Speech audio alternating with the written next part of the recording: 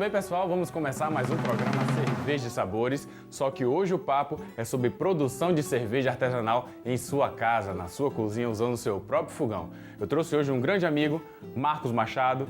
Ele é sócio da BBH Beer Brew House, uma loja que distribui insumos e equipamento de cerveja e que dá esse suporte pra gente poder descobrir esse universo e produzir as nossas próprias cervejas. Eu sou Marcelo Vasconcelos, editor do Portal da Cerveja Oficial. Siga aí e agora vamos entrar no nosso bate-papo.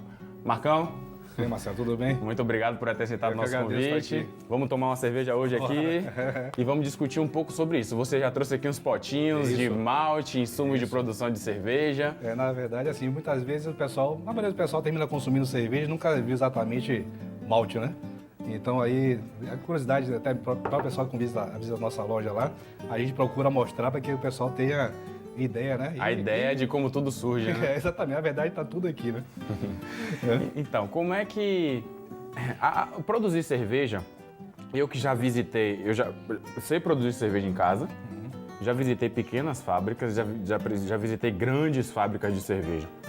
O mais divertido em ver os três processos é que a alma é a mesma. Isso.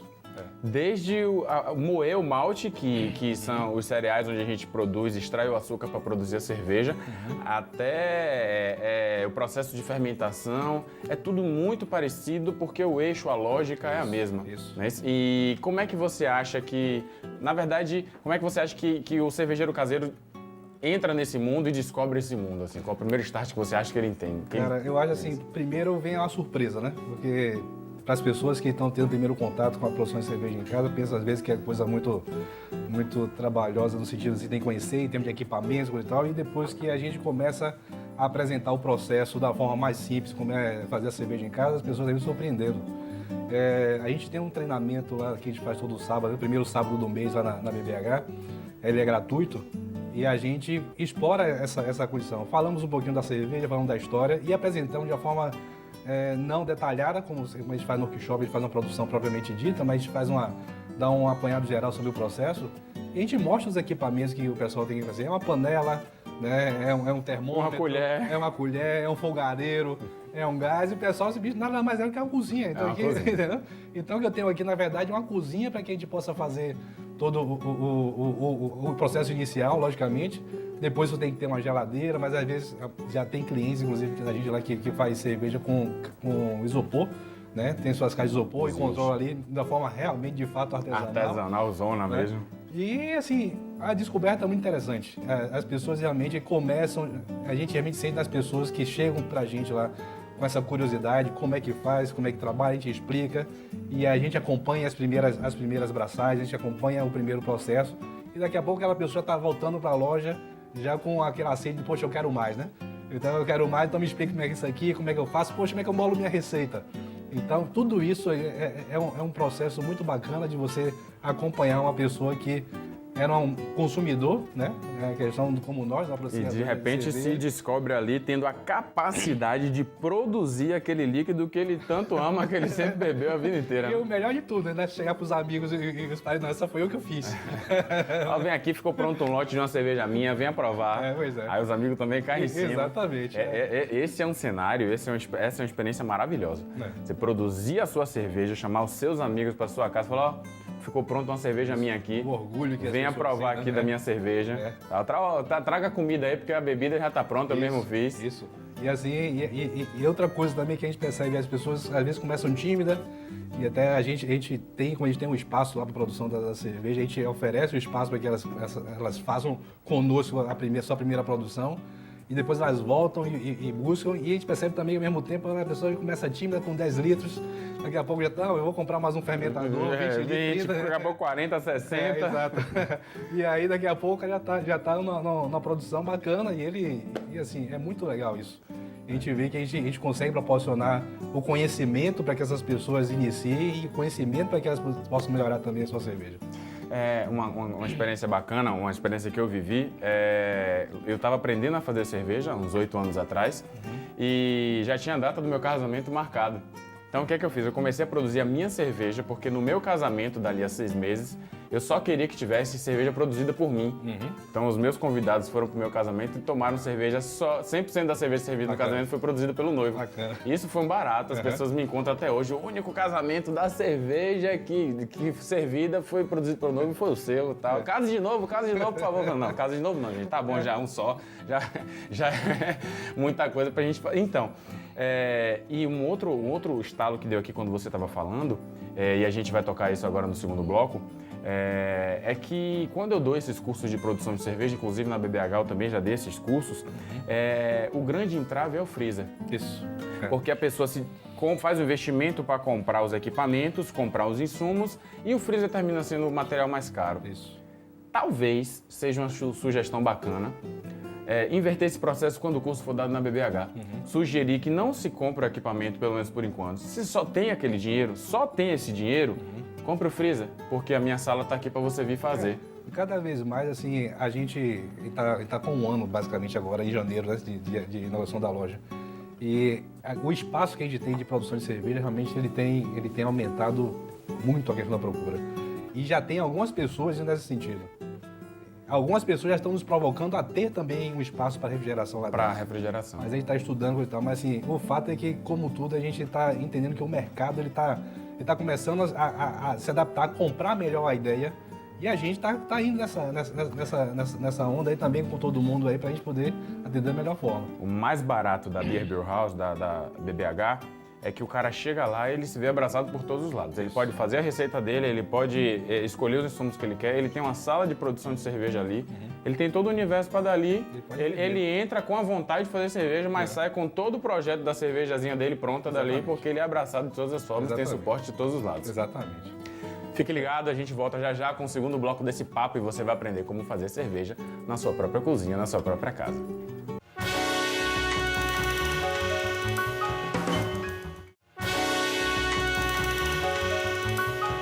Estamos de volta! Essa frasinha é massa, né? Todo apresentador fala essa frasinha. Estamos de volta! Então a gente vai voltar agora com o nosso papo sobre produção de cerveja artesanal.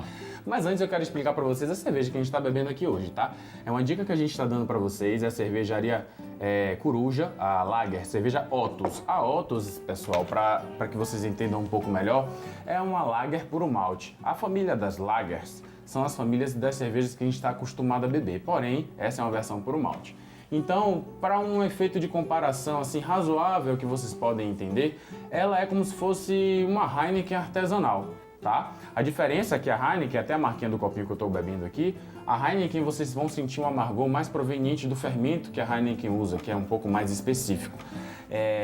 A Otus da cervejaria Coruja, o amargor que vocês vão sentir é um pouco mais proveniente do jogo de lúpulos que eles utilizam, tá? Mas é uma puro malte, saborosa, boa, é a referência das famílias puro malte que a gente pode ter, são essas cervejas puro malte que primam um pouco mais pela qualidade. Fica a dica, se você ainda não entende muito assim sobre o universo da cerveja, comece pelas puro malte, comece lendo o rótulo.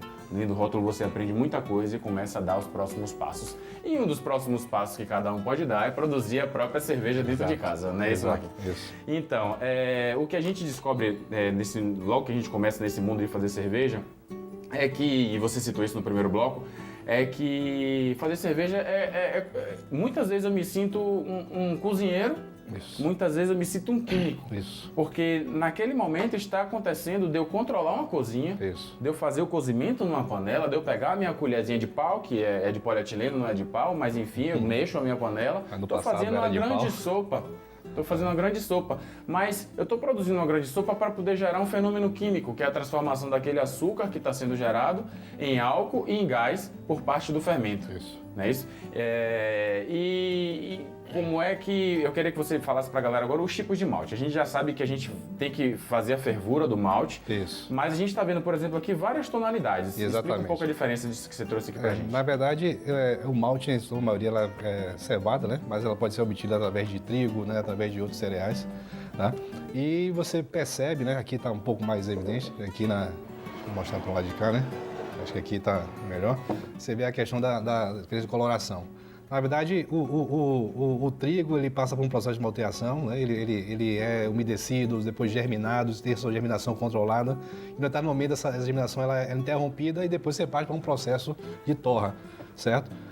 Durante a germinação vai ser criadas enzimas que vão justamente dar o sabor e dar o sabor característico do malte. E na torra você vai ter um momento em que você vai definir a cor. Né?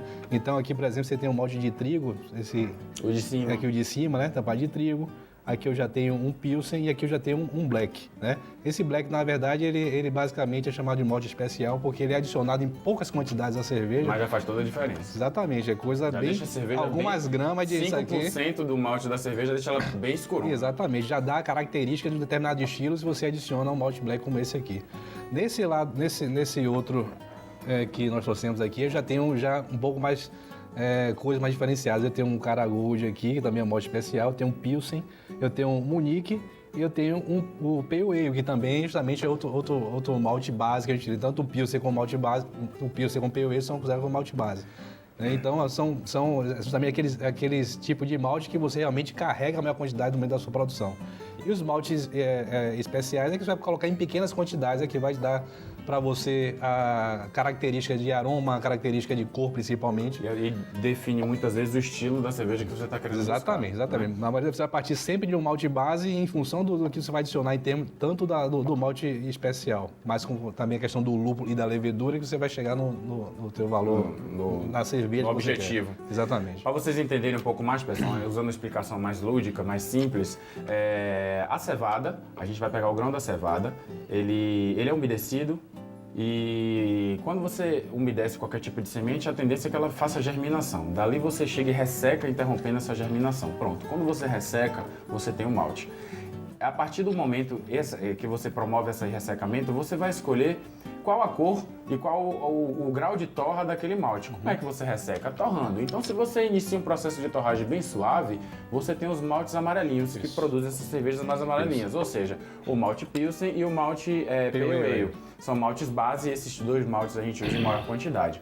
Quando você quiser dar um charme para sua cerveja, você vai usar maltes cara, maltes Gold, um pouquinho mais torrado, que vão dar, o próprio nome já remete a gente cara, de caramelo, vai dar um pouquinho mais de cor e de dulçor, porque você está torrando uma semente cheia de açúcar. Se você continua esse processo de torragem, você vai escurecer o seu malte e você vai ter maltes completamente torrados que, via de regra, trazem para a cerveja notas de café e às vezes notas de chocolate. Então, se ligue que a cor da cerveja normalmente está diretamente relacionado ao patamar de torra do malte que produziu ela, certo? Então, hashtag fica a dica. Além de malte, na BBH, a gente vai conseguir ver lúpulos, Isso.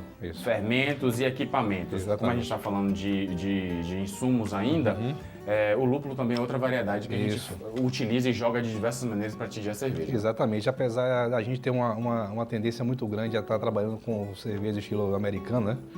Mas a gente realmente consegue, na verdade, disponibilizar lúpulos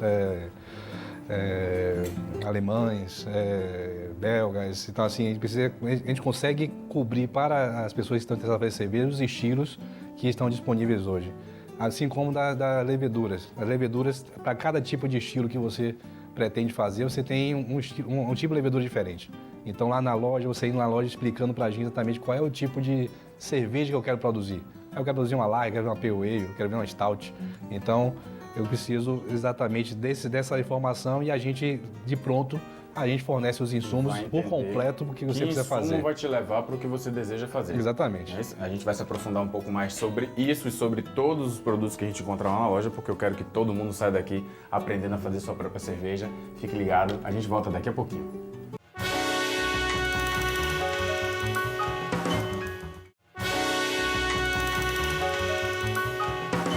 Então você já entendeu como é que você pode fazer para produzir a sua própria cerveja e também já entendeu que é possível que você faça ela dentro da sua casa, dentro da sua cozinha. Marcos, eu quero que você diga pra galera o que é que cada um encontra na loja e onde fica a loja. Eu sei que fica em Lauro de Freitas, na Estrada do Coco, Posto Larco, loja 1. Na verdade, nós temos duas lojas hoje. E agora você tem a loja de Feira de Santana. Conte pra galera onde o público encontra a BBH, até porque esse programa ultrapassa a fronteira de Salvador. Onde fica a BBH, o que é que cada um encontra, rede social, telefone de contato, fala tudo aí. Na verdade, assim, nós temos duas lojas físicas, uma em Lauro de Freitas e outra em Feira de Santana, né? Lauro de Freitas está ali no Posto Largo, um pouquinho antes do Fernando de Farias, né? Hospital Fernando de Farias. Lá você encontra toda a parte de equipamentos, a parte de insumos, estou falando de levedura, de lúpulo e de malte. Está tudo lá disponível. Existe uma agenda de cursos? Isso é outro momento, assim, para quem quer se inteirar um pouco mais do mundo de cerveja. Então a gente oferece cursos, inclusive todo sábado, primeiro sábado do mês, na Lauro de Freitas, a gente fornece um curso gratuito. É um curso, uma palestra de 2 horas, a gente fala da história de cerveja e dá uma introdução sobre o processo de produção de cerveja. Né? E, logicamente, para quem quer apreciar alguma cerveja, nós também vendemos cerveja artesanal lá. A verdade, a gente fornece, ensina a fazer e temos alguns parceiros, lá que a gente fornece cerveja também para que as pessoas possam provar. As redes sociais da BBH? As sociais, a gente tem Facebook, Instagram, BBH Bahia. @BBH Bahia. Exato. E só falando também, tem a segunda loja também em Feira de Santana, que a gente acabou de inaugurar, tem 3 meses, certo? Está no Capuchinhos. E a gente especificamente nós fornecemos malte, lúpulo, levedura, os insumos e equipamentos. E lá, por enquanto, nós estamos iniciando toda a parte de treinamentos, não temos ainda uma agenda completa. Agora em janeiro tem até um curso bastante interessante que está fazendo lá em Feira de Santana. Mas é uma loja que a gente está com estrutura em processo de estruturação. Mas a gente já consegue encontrar lá insumos e equipamentos para a gente poder produzir nossa cerveja. E qualquer dúvida, a gente está disponível aí através de Instagram, telefone, WhatsApp, está tudo disponível aí. Muito obrigado por ter aparecido aqui no programa. Vamos terminar de tomar essa breja. Pessoal, siga o Portal da Cerveja Oficial, siga a BBH Bahia, fique mais por dentro desse assunto e continue com a gente. E a gente continua falando e aprendendo sobre cerveja. Até mais!